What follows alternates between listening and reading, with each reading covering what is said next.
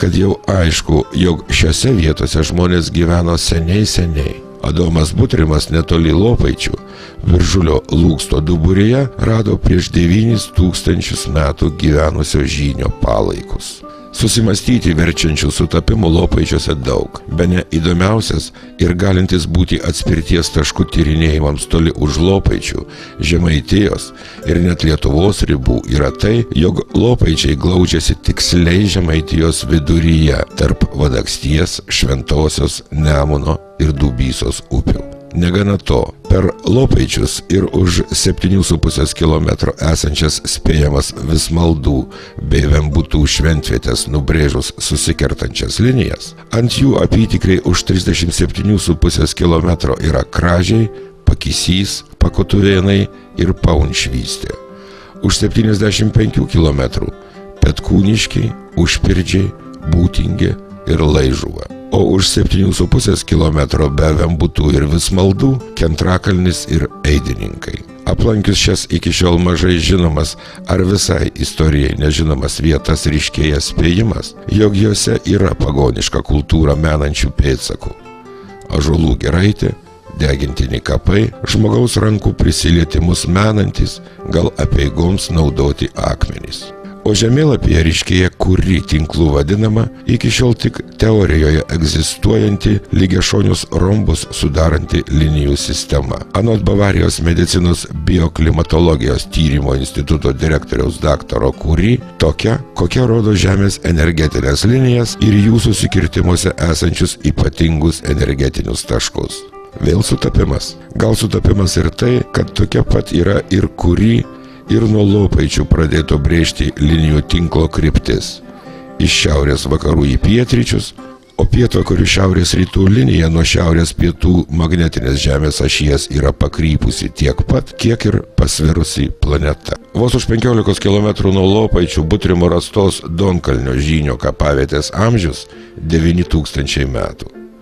Įdomu ir tai, kad kapavietė yra dvigubai toliau nuo Lopaičių nei Vembutai, Vismaldai, Eidininkai ir Kentrakalnis. O per ją ir Lopaičius nubrėžus liniją, išspėjamas šventvietės jungiančių linijų susidarantis lygiašoniai rombai dalijasi į trikampius. Tokią Žemės energetinių linijų sistemą senovėje įsivaizdavo budistų vienuoliai. Rombus į trikampius dalyje ir kitas spėjamas šventvietės jungiančios linijos. Straipsnėje internete Anomalinių zonų teorija ir šventvietės rašoma, kad labai paplitusių įsitikinimų yra tai, jog teigiamo spinduliavimo zonose nuo senų laikų kurdavo šventvietės ir statė šventoves. Praeities pėdsakus naikinusi, dabar gamtatikiais vadinamus pagonis ant laužų deginusi krikščionybė ir laikas per 2000 metų Europoje sunaikino didžiąją gamtatikybės palikimo dalį ir šventviečių, ir pavienių protėvių paliktų ženklų, ir tradicijų, papročių. Gi bandymai krikštyti žemaičius prasidėjo tik 15 amžiaus pradžioje.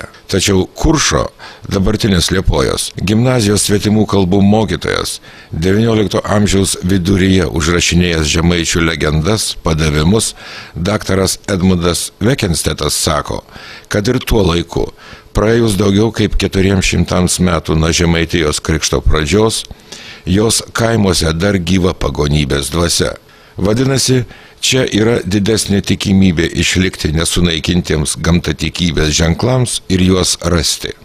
Tad vakarų Europoje gimusią planetos energetinių linijų teoriją, kurioje svarbi vieta skiriama pagonių šventvietėms, praktiškai patvirtinti ar paneigti bene geriausia Žemaitijoje.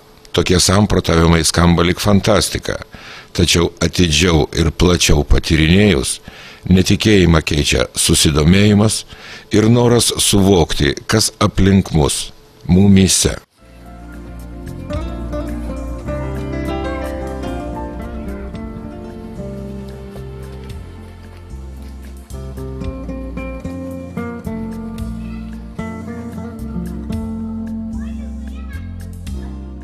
Už 7,5 km į pietryčius nuo Lopaičių yra vėlgi daug ginčų keliantis Vembutų piliakalnis. Prie jo esančią kalvą Alkos muziejaus Telšiuose direktorius Stasys Kasparavičius vadina Vykinto miestu ir randa argumentų savo nuomonei apginti. Tai ir archeologiniai radiniai, ir akmuo su spėjamu iškaltų žmogaus, gal didžiojo žemaičių kunigaikščio Vykinto portretu, ir plika akimi matomi dirbtiniai žemės reljefo pakeitimai. Anot Kasparavičiaus, čia galėjęs būti Vykinto miestas yra ir puikioje strateginėje padėtyje.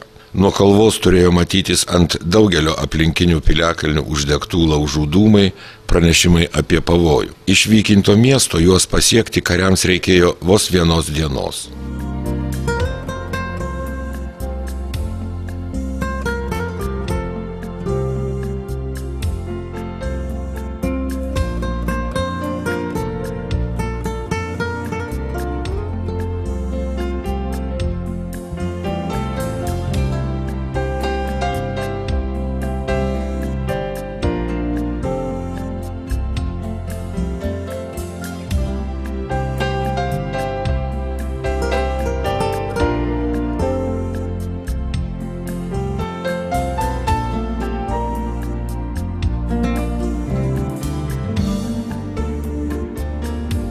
Už 7,5 km iš šiaurės rytus nuo Lopaičių yra Vismaldai, kurių akmenynas byloja apie prieš šimtmečius čia buvusią žmonių veiklą, gal net pagonių šventvietę.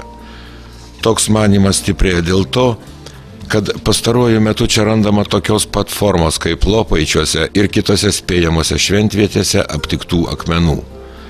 Vienas akmuo iš Vismaldų guli Alkos muziejaus kieme ir neabejotinai yra žmogaus rankomis tašytas.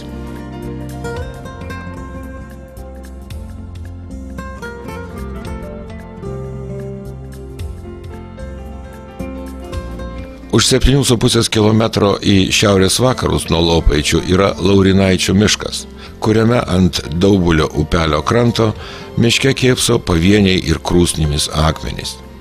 Visai šalia yra Kentrakalnis, kurį buvo pamėgusios lapės. Medžiotojai jas pjudė šunimis, kasė iš po žemės, šaudė, tačiau olų gausybė rodo, kad nepaisydamos pavojaus, lapės kūrėsi čia.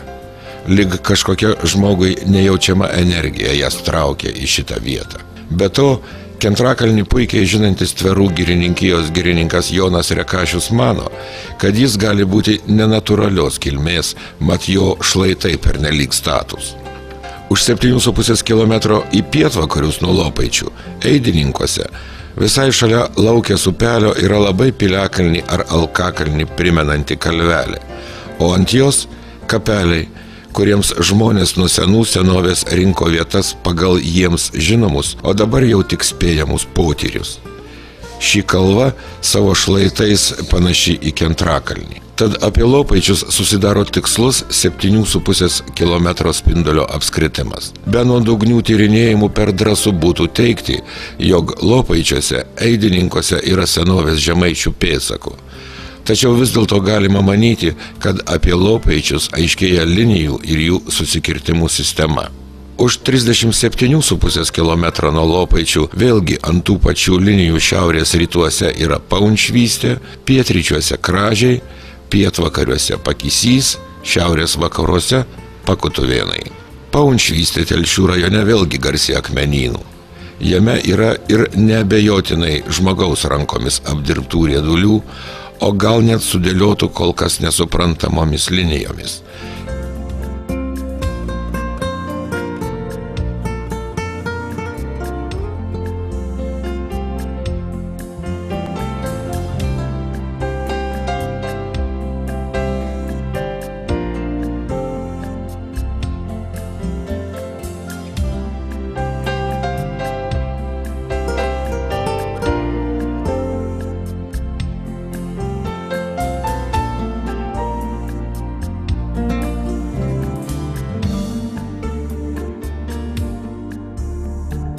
Yra ir šventą vietą žyminti koplyčią. O nuo kalvos viršūnės į šiaurę matosi Latvijos miškai, į pietus Šatrija. Tokias tolumas retai kur pamatysi net Žemaitijoje.